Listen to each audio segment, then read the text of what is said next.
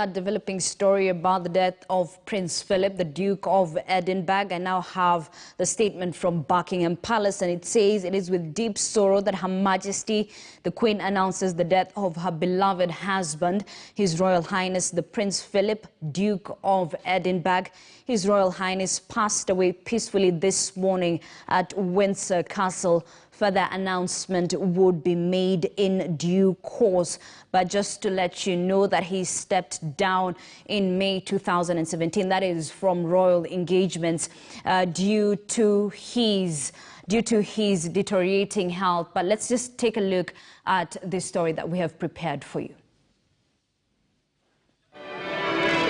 He was a familiar face by the Queen's side, following in her footsteps for over 70 years. Ever since their marriage in 1947, Prince Philip accompanied his wife on tens of thousands of royal engagements. Born on the island of Corfu in 1921 as Prince Philip of Greece and Denmark, he had a turbulent upbringing and from age 10 was largely separated from his parents. He had a very peripatetic childhood and moved around a lot. And I think that gave him an inner strength which stood him in good stead for the rest of his life. But he didn't see a lot of his parents in his childhood and was brought up by a variety of relatives. And I think that really moulded him and made him very self-dependent and independent. After serving in World War II, he gave up a much-loved career in the Royal Navy to marry Elizabeth, who, like him, was a great-great-grandchild of Queen Victoria. When Elizabeth came to the throne in 1952, she initially looked to him for advice. But as she found her feet, his role evolved.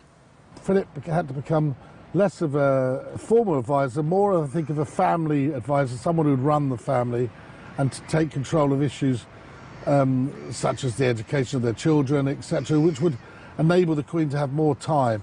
He said in a rare interview that he carved out his royal role by trial and error.